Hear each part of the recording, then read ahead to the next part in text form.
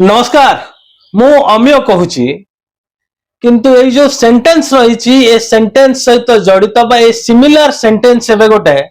समस्त मोबाइल रे चर्चार विषय पलटि जड़े अण ओडिया बेंगली सांबादिकंकर यूट्यूब शो को नहीं एबे सारा राज्य रे चर्चा किए से अण ओडिया बेंगली सांबादिक और ये जो स्पेशली से जो तंकर टारगेट को नहीं की ता पछरे कौन रही हिडन एजेंडा एको नहीं कि एबे जोरदार आलोचना तबे आलोचना पूर्व किछि कथा मो आपण दृष्टि को आनिबी इलेक्शन पूर्व बा गत निर्वाचन पूर्व सेई अण ओडिया बेंगली सांबादिक पांड्यान को नहीं खास करी ब्यूरोक्राट पॉलिटिक्स को नहीं खूब जोर रे गरजुले पाखापाखि वर्षे रु अधिक से विभिन्न मंतव्य देथिले तंको फेसबुक रे बा तंको यूट्यूब चैनल जरिया रे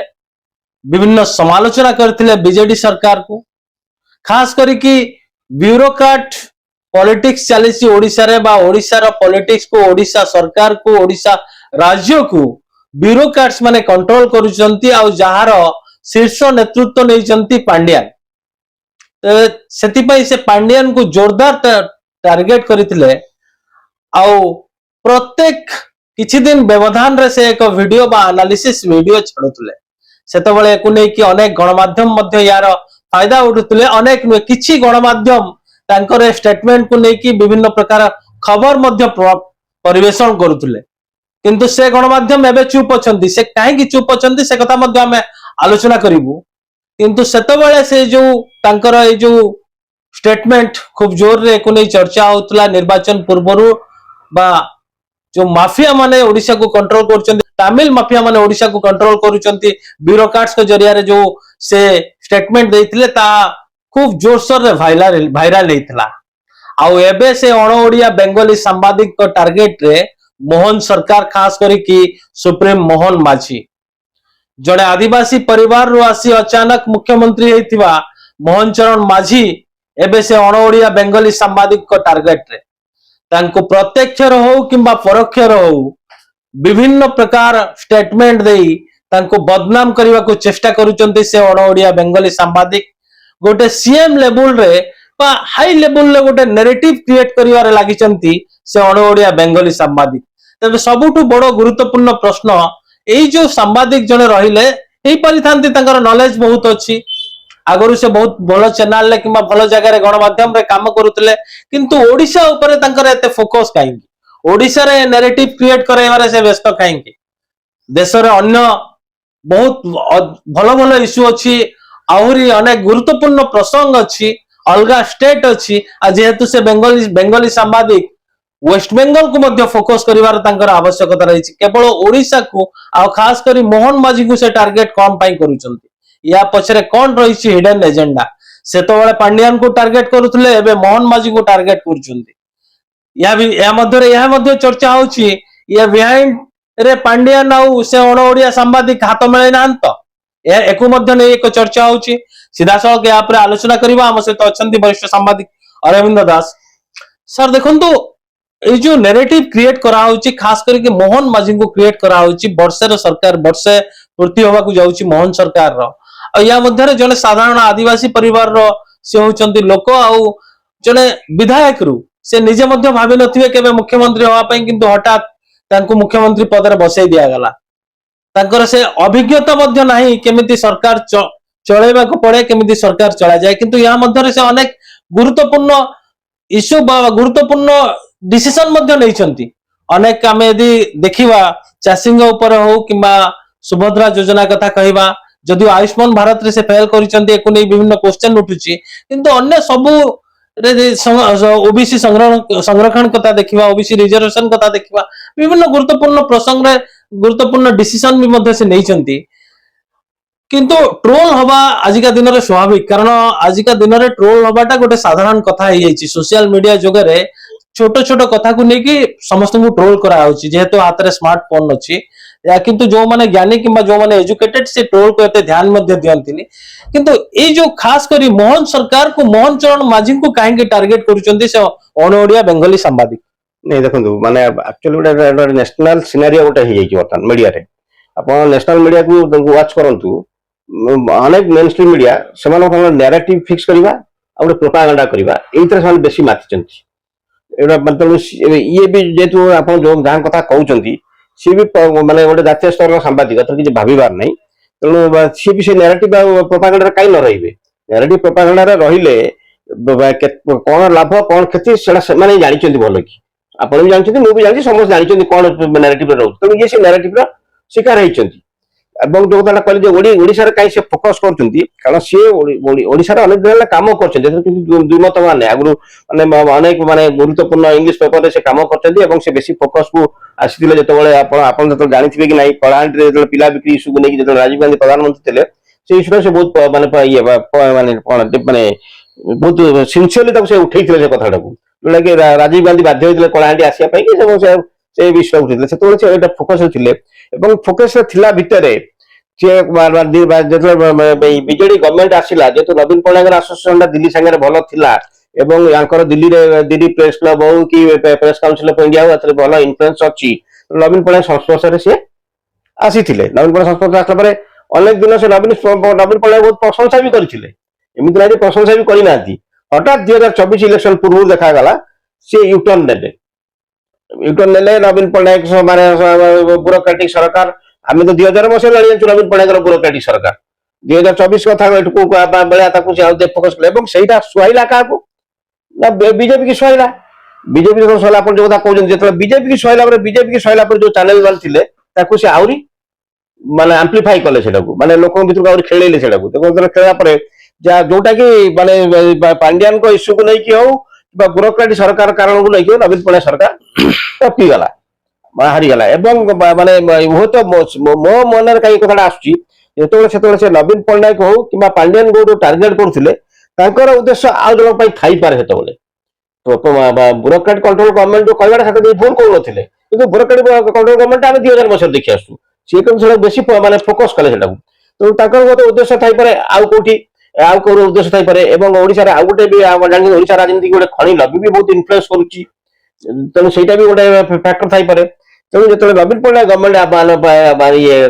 कौन हारी जाइए बीजेपी गवर्नमेंट आसी आप जो कथा कहले कई भी भावी नथिले मोहन माझी चीफ मिनिस्टर मोहन माझी कौन भावे माने ओडिशार कई भी भावी नथिले कि मुझे ओडिशार बीजेपी नेता मैंने भी कहीं भावी नथिबे मोहन माझी चीफ मिनिस्टर हो तो मोहन माझी चीफ मिनिस्टर होती मुझे किसी जो हिडन ये थी पारे इंटेंशन थी पारे यही लोकटा चीफ मिनिस्टर हवा दरकार नवीन पट्टनायक गला तेणु से नई पार्थिव तेणु ये भी से भी मोहन माझी ये कौन ग्रहण कर वास्तविक भी मोहन माझी जी डेलीवर कर डेलीवर लोक पाखे पहुंची पार प्रॉपर सुविधा है लोक कौन बर्तमान मोहन माझी गोटे डेलीवर कर पारना बीजेपी गवर्नमेंट गोटे से फंक्शनल ना तेणु से आहरी हाइलाइट करा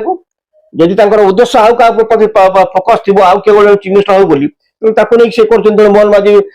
लग्जरियस होटेल रोचे मोहन माझी प्राइवेट फ्लाइट रे बुलूं विभिन्न कथा से खाली गोटे कथा विभिन्न कथा से इश्यू रेज कर इवन से गोटे इश्यू रे भी उठे शेखर गुप्ता लेखाटा को कोट करके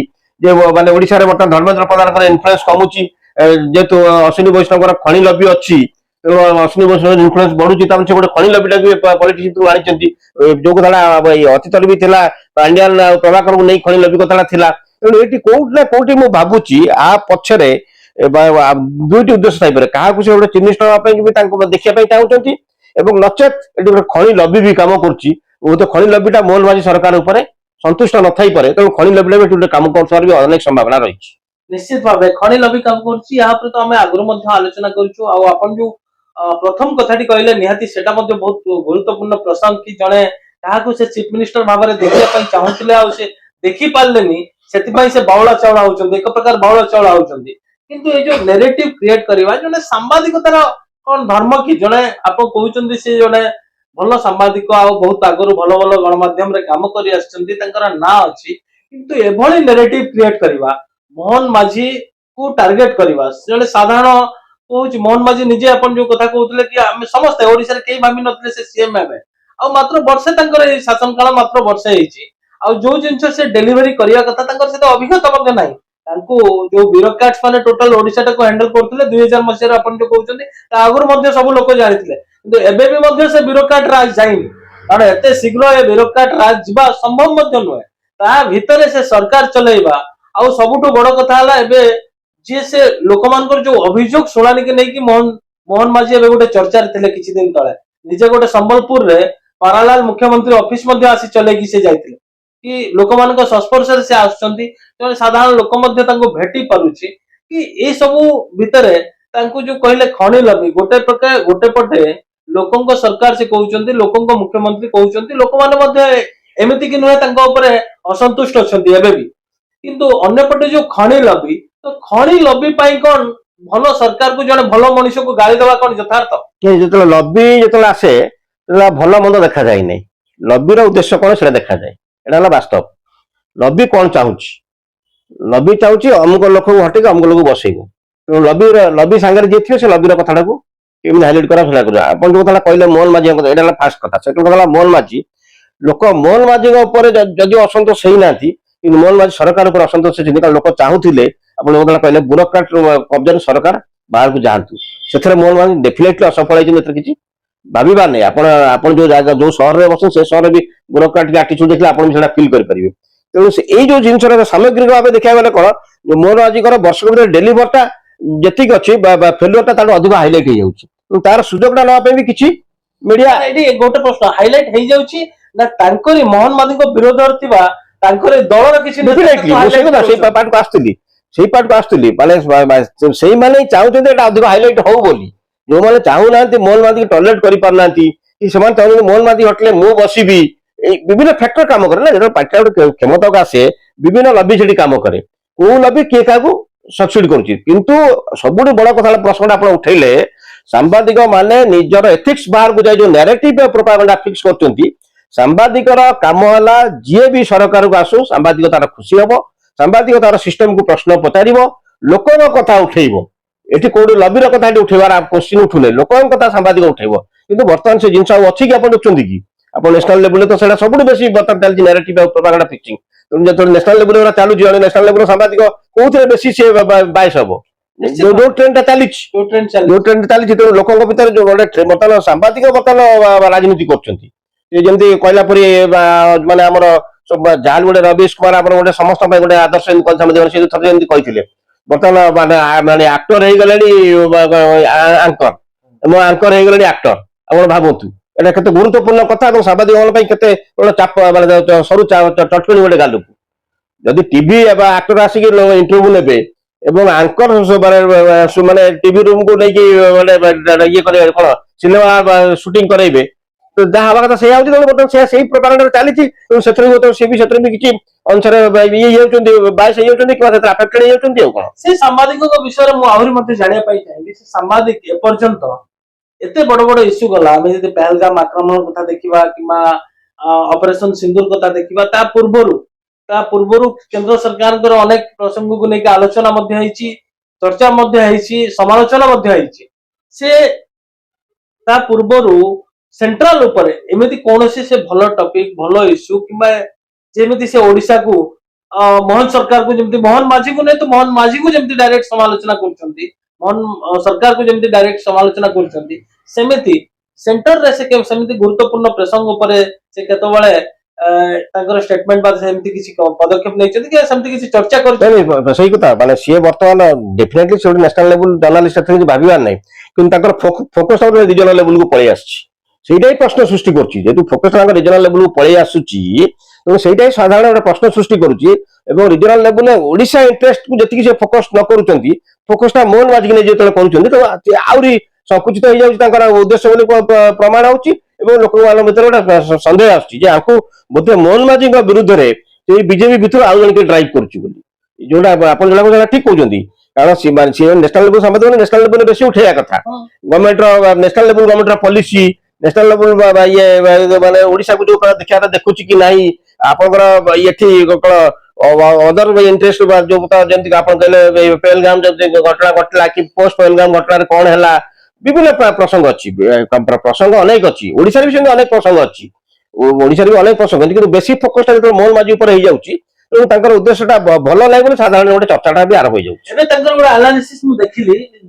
ଯଦିଓ ଆମେ ସମାଲୋଚନା କରିବା ସାମ୍ବାଦିକକୁ ଏତେ ମାତ୍ରାରେ ଠିକ ନୁହେଁ କିନ୍ତୁ ବାଧ୍ୟ ହଉଛୁ କରିବା ପାଇଁ। ଏବେ ତାଙ୍କର ଗୋଟେ ଆଲୋଚନା ଦେଖିଲି, ଗୋଟେ ଫଣ୍ଡ କୁ ନେଇକି ବା ମୋହନ ସରକାର କେନ୍ଦ୍ରରୁ କେତେ ଫଣ୍ଡ ଆଣିଛନ୍ତି ତାକୁ ନେଇକି ଗୋଟେ ସେ ଆଲୋଚନା କରିଛନ୍ତି, ତାକୁ ନେଇକି ସେ ଗୋଟେ ଶୋଟେ କରିଛନ୍ତି ଯାହା ବି ହଉ। କିନ୍ତୁ ସେଠି ସେ ପ୍ରଶ୍ନ କରିଛନ୍ତି ମୋହନ ସରକାର ଆଣିପାରିଲେ ନାହିଁ। କେନ୍ଦ୍ରକୁ ସେ ପ୍ରଶ୍ନ କରିବେ କି କେନ୍ଦ୍ର ସରକାର କାହିଁକି ଦେଲେନି, ମୋହନ ସରକାର ମାଗିଛନ୍ତି କି ନାହିଁ, ଏଙ୍କ କତରୁ ମୋହନ ସରକାରଠୁ ସେ ଜାଣିବା ପାଇଁ ଚେଷ୍ଟା କରିଛନ୍ତି କି ଏ କେନ୍ଦ୍ର ତାଙ୍କୁ ଦେଇଛି କି ନାହିଁ ସେତିକି ସେ ଚେଷ୍ଟା କରିଛନ୍ତି କି। ଯଦି ମୋହନ ସରକାର ମାଗିଛନ୍ତି କେନ୍ଦ୍ର ଦେଇନି, ଆଉ କେନ୍ଦ୍ର ଆଉ ମୋହନ ସରକାର ମଝିରେ ଆଉ କିଛି ଗୋଟେ ହିଡେନ୍ ଏଜେଣ୍ଡା ବା ଆଉ ଗୋଟେ ପାୱାରଫୁଲ ଫ୍ୟାକ୍ଟର କାମ କରୁଛି କି? ଦେଖନ୍ତୁ ମୋର ଟାର୍ଗେଟ ହଉଛି ମୁଁ ଅମିୟ ବାବୁଙ୍କୁ ଟାର୍ଗେଟ କରିବି। ତେଣୁ ଅମିୟ ବାବୁଙ୍କ ଫେଲଟାକୁ ମୁଁ ହାଇଲାଇଟ୍ କରିବି। ଟାର୍ଗେଟ କରୁଛି ମୁଁ ଅମିୟ ବାବୁଙ୍କ ଫେଲଟାକୁ ଟାର୍ଗେଟ କରିବି। ମାନେ ଆଜି ଗଲେ ଏଣ୍ଡ ଅଫ୍ ଦି ଡେ କଣ ହଉଛି, ମୋହନ ମାଝୀ ପାଖକୁ ପଇସା ଆସିପାରି ନାହିଁ, ସେଟାକୁ ସେ ଟାର୍ଗେଟ କରୁଛି। ଆପଣ ଲାଗୁଛନ୍ତି ସେଟା ହଉଛି ଡିଟେଲ୍ସ ଯିବା କଥା, ଉଚିତ ସାମ୍ବାଦିକ ଡିଟେଲ୍ସ ଯିବା ଉଚିତ, କିନ୍ତୁ ମୋ ଟାର୍ଗେଟ ଅଛନ୍ତି ଇଏ ଅମିୟ ବାବୁ। ମୁଁ ଅମିୟ ବାବୁ ଏଇ ଗ୍ରାଉଣ୍ଡ ରେ ଆଣିପାରିଲେ ପଇସା, ଏଠି ଚନ୍ଦ୍ରବାବୁ ନାଇଡୁ ନେଇଗଲେ ପଇସା, ଏଠି ନୀତିଶ କୁମାର ନେଇଗଲେ ପଇସା। এইটা মানে যে ଆକ୍ଚୁଆଲି ମାନେ ସେଣ୍ଟରରେ ଯିଏ ରହେ ତାର ଫୋକସଟା ଥାଏ ତାଙ୍କ ଦଳର ଯୋଉ ରାଜ୍ୟର ସରକାର ଥାଏ ସେଠି ଟିକେ ଅଧିକ ଅନୁଦାନ ମିଳେ। ମାନେ ଓଡିଶା ଗୋଟେ ଏକ୍ସେପସନ ବର୍ତ୍ତମାନ ସୁଦ୍ଧା ହେଇଛି ବର୍ଷକ ଭିତରେ, ଯେତିକି ଅନୁଦାନ ଓଡିଶାକୁ ମିଳିବା କଥା ସେଠି ମିଳିପାରିଲେ, ଏଥିରେ କିଛି ଦ୍ୱିମତବାଦ ନାହିଁ। କିନ୍ତୁ ପଛର ପଲିଟିକାଲ ରିଜିନଟା ରହିଯାଉଛି ଯେ ଚନ୍ଦ୍ରବାବୁ ନାଇଡୁଙ୍କର ଅଧିକ ଦେବାକୁ ପଡୁଛି, କାରଣ ସିଏ ଗୋଟେ ପିଲାର ହେଇକି ବର୍ତ୍ତମାନ ସିଏ ଗୋଟେ ପିଲାର ଖସେଇ ଦେଲେ ଇଏ ହବ, କିମ୍ବା ନୀତିଶ କୁମାରଙ୍କୁ ନଦେଲେ ସେଠି ବିହାରରେ ଆଗକୁ ଇଲେକ୍ସନ ଅଛି। କିନ୍ତୁ ମୋହନ ମାଝୀକି ନଦେଲେ ବି ମୋହନ ମାଝୀ କଣ ହଟି ପାରିବେ କି ସେଠୁ? ହଟି ପାରିଲେ ହୁଏତ ମୋହନ ମାଝୀ ନିଜେ ଅସନ୍ତୋଷ ହେଇକି ଚିଫ ମିନିଷ୍ଟର ଛାଡି ଦେଇ ପାରନ୍ତି, ଆଉ ଜଣେ ଚିଫ ମିନିଷ୍ଟର ହେଇଯାଇପାରେ। କିନ୍ତୁ ବିଜେପିର ଯଦି ଏଠି ମୋହନ ମାଝୀକି ଯେତିକି ଦାୟୀ କରାହବ, ମତେ ଲାଗୁଛି ତାଠୁ ଅଧିକ ଦାୟୀ ବିଜେପିର 20 ଜଣ ଏମପି କି କରିବା କଥା। 100%। ମାନେ ରେକର୍ଡ ପାଉଛି ଗୋଟେ 21ରୁ 20 ଜଣ ଏମପି ବିଜେପିରୁ ଯାଇଛନ୍ତି ଏଠୁ। ଗୋଟେ ସମୟ ଥିଲା 21 ଜଣରୁ ଜଣେ ଏମପି ଯାଉଥିଲେ ଜୁଏଲରାମ, ସେ ଏମପି ମାନେ କଣ କରୁଛନ୍ତି? ଯେତେବେଳେ ମୋହନ ମାଝୀକି ଟାର୍ଗେଟ କରାହଉଛି ସେତେବେଳେ ମାନେ ମୋ ମତେ ତ ଧର୍ମେନ୍ଦ୍ର ପ୍ରଧାନକୁ ବି ଟାର୍ଗେଟ କରିବା କଥା, ଅଶ୍ୱିନୀ ବୈଷ୍ଣବଙ୍କୁ ବି ଟାର୍ଗେଟ କରିବା କଥା, ଜୁଏଲରାମଙ୍କୁ ବି ଟାର୍ଗେଟ କରିବା କଥା। ଏମାନେ କେନ୍ଦ୍ରରେ ମନ୍ତ୍ରୀ ଦେଇ କଣ କରୁଛନ୍ତି? ଏମାନେ କିଛି ତ ମୁହଁ ଖୋଲି ପାରିଥାନ୍ତା ନା, ଏମାନେ କାହିଁ କରୁନାହାନ୍ତି। ତେଣୁ ସେଇ ଯୋଗୁଁ କହୁଛି ମୁଁ, ତାମାନେ କୋଉଠି ନା କୋଉଠି ଗୋଟେ ମୋହନ ମାଝୀ ଟାର୍ଗେଟକୁ ଆସିଯାଉଛନ୍ତି ବୋଲି ମାନେ ଏଥିରୁ ପ୍ରତିପାଦିତ ହଉଛି। ତେଣୁ ସେଇ ମାଇଣ୍ଡ ସେଟରୁ ଯେତେବେଳେ ବାହାରି ଯିବେ ତାହେଲେ ଗୋଟେ ବାଲାନ୍ସ ମାନେ ଇଏ କରିହନ୍ତା, ମାନେ କଣ ଆକ୍ୟୁଜ କରିହନ୍ତା କୋଉମାନେ ଯୋଗୁଁ ହେଇପାରୁନି କଣ କଲେ। ଏବଂ ଆପଣ ଯୋଉ କହିଲେ ସାମ୍ବାଦିକଙ୍କୁ, ସାମ୍ବାଦିକ ପରିହାସର ଉପରେ ନୁହଁ, ସାମ୍ବାଦିକ ବି ସାମ୍ବାଦିକ ତା ଦାୟିତ୍ୱ ଯଦି ନ କରି ସିଏ ବି ପରିହାସରେ ଆସିବା ଦରକାର, ସେଥିରେ କିଛି ଭାବିବା ନାହିଁ। ସେ ଯିଏ ଯେତେ ବଡ଼ ସାମ୍ବାଦିକ ହଉ ତାକୁ ବି ପରିହାସ କରିବା ଦରକାର, କାରଣ ସେ ବି ଉତ୍ତରଦାୟୀ ସମାଜ। କାରଣ ସାମ୍ବାଦିକ ବେଶୀ ଦାୟିତ୍ୱ ରହୁଛି ସମାଜ ପାଇଁ। ଯଦି ସେ ନ୍ୟାରେଟିଭ ଫିକ୍ସ କରୁଛି ଏବଂ ପ୍ରୋପାଗାଣ୍ଡା ଫିକ୍ସ କରୁଛି ତାହେଲେ ବି ସିଏ ବି ପରିହାସର ପାତ୍ର। ନିଶ୍ଚିତ ଭାବେ ଏଠି ନେରେଟିଭ ଆଉ ପ୍ରୋପାଗାଣ୍ଡା କବଳରେ ଜଣେ ଜାତୀୟ ଗଣମାଧ୍ୟମ କାମ କରି ଆସିଥିବା ରିଟାୟାର୍ଡ ଅଣ ଓଡିଆ ବେଙ୍ଗଲୀ ସାମ୍ବାଦିକ ଏଠି ମୋହନ ସରकारକୁ ଟାର୍ଗେଟ କରିବା ପାଇଁ ସେ ନେଇଛନ୍ତି ଏଜେଣ୍ଡା, ବା ତାକୁ ଏଜେଣ୍ଡା ଦିଆଯାଇଛି ମୋହନ ମାଝୀକୁ ବା ମୋହନ ସରकारକୁ ତମେ ଟାର୍ଗେଟ କର। ଆଉ ଯୋଉ ଆନାଲିସିସ୍ କରୁଛନ୍ତି ନିଶ୍ଚିତ ଭାବେ ସେ ଆନାଲିସିସ୍